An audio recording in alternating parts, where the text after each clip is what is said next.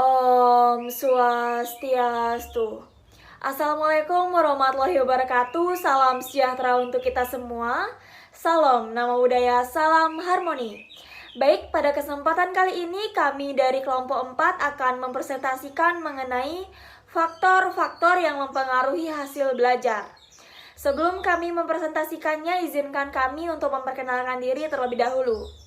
Anggota kelompok 4 dari kelas C ada Nikadek Rara Septiani dengan NIM 21130111092 dan ada rekannya Gede Wisnu Budi Pratama dengan NIM 21130111019 dan ada anggota kelompok 4 dari kelas D yaitu saya sendiri Ninyoman Ayu Trisayani dengan NIM 21130111095.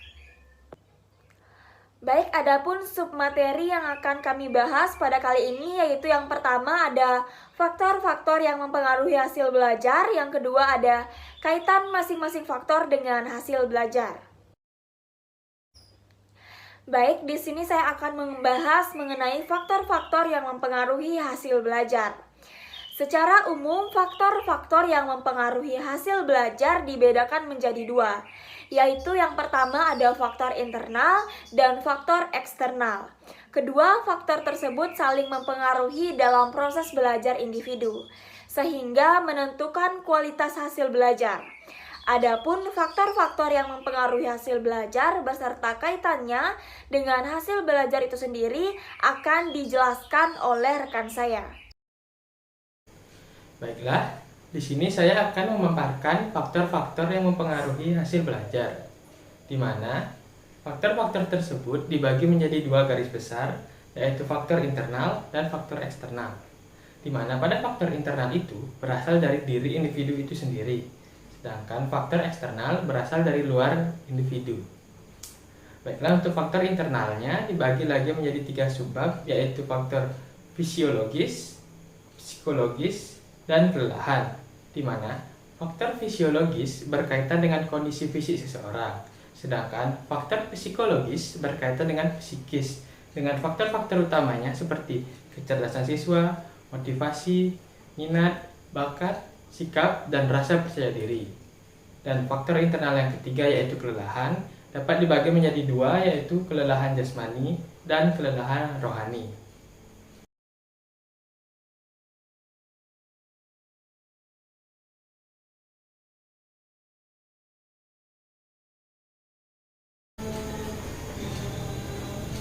Baiklah, selanjutnya terdapat faktor eksternal, di mana faktor eksternal ini juga dibagi menjadi tiga subbab, yaitu faktor keluarga, sekolah, dan masyarakat. Dalam faktor keluarga, yang cenderung mempengaruhi hasil belajar itu seperti cara orang tua mendidik, relasi antar keluarga, suasana rumah, keadaan ekonomi keluarga, dan masih banyak lagi.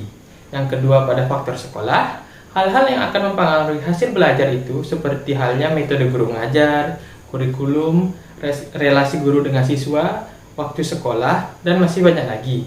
Dan yang ketiga sekaligus terakhir yaitu pada faktor masyarakat, hal-hal yang cenderung mempengaruhi hasil belajar itu seperti kegiatan siswa dalam bermasyarakat, teman bergaul, bentuk kehidupan masyarakat, dan masih banyak lagi. Sekian materi tentang faktor-faktor yang mempengaruhi hasil belajar. Untuk kaitannya dengan hasil belajar akan dilanjutkan oleh rekan saya. Untuk waktu saya persilahkan.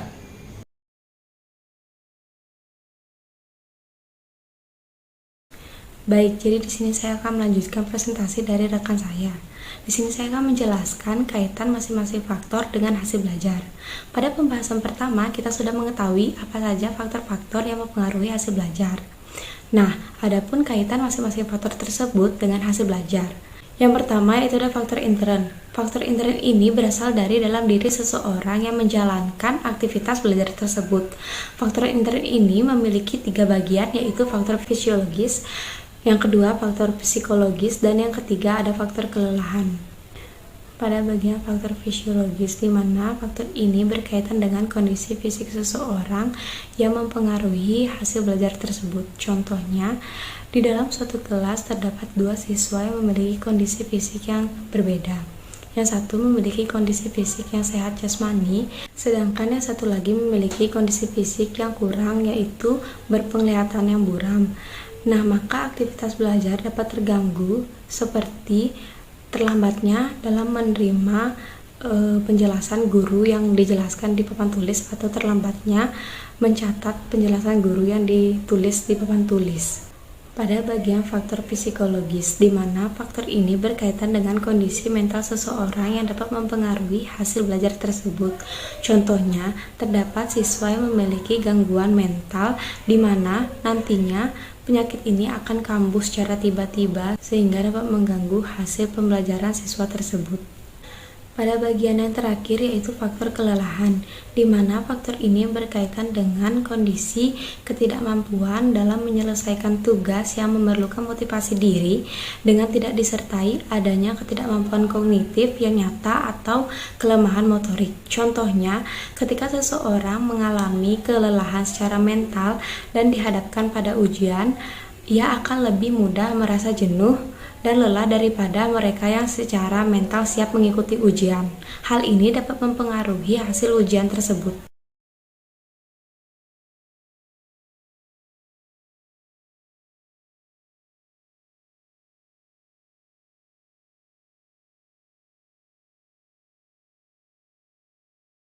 Selanjutnya, saya akan menjelaskan faktor ekstern. Faktor ekstern ini adalah faktor yang berada di luar individu. Faktor ekstern ini dapat dibagi menjadi 3, yaitu faktor keluarga, faktor sekolah, dan faktor masyarakat. Pada bagian faktor keluarga merupakan pengaruh utama atau bagian utama untuk kehidupan, pertumbuhan, dan perkembangan seseorang. Orang tua harus memotivasi anaknya agar giat belajar. Contohnya, mengajari anaknya dengan baik atau memberikan reward, hadiah untuk anaknya dalam mencapai hasil belajar tersebut. Pada bagian faktor sekolah, faktor ini berkaitan antara lingkungan sekolah dengan hasil belajar, di mana lingkungan sekolah merupakan tempat para peserta didik melakukan kegiatan belajar. Salah satu contohnya yaitu jika di suatu sekolah terdapat guru yang tidak dapat mengajar dengan baik, tidak bertanggung jawab atas tugasnya sebagai seorang guru, tentu saja itu akan mempengaruhi hasil belajar anak tersebut. Yang terakhir, pada bagian faktor masyarakat. Adapun keterkaitan faktor lingkungan masyarakat terhadap hasil belajar, di mana faktor masyarakat adalah faktor yang berkaitan dengan lingkungan sekitar siswa tersebut. Contohnya, di mana suatu desa A memiliki lingkungan yang di mana masyarakatnya tersebut suka berjudi, suka minum minuman keras, suka merokok, dan hal buruk lainnya, maka kemungkinan besar anak tersebut lama-kelamaan akan terpengaruh oleh lingkungannya. Baik, itu tadi presentasi dari kelompok 4. Jika ada salah kata, kami mohon maaf yang sebesar-besarnya. Terima kasih. Om Santi Santi Santi Om. Wassalamualaikum warahmatullahi wabarakatuh.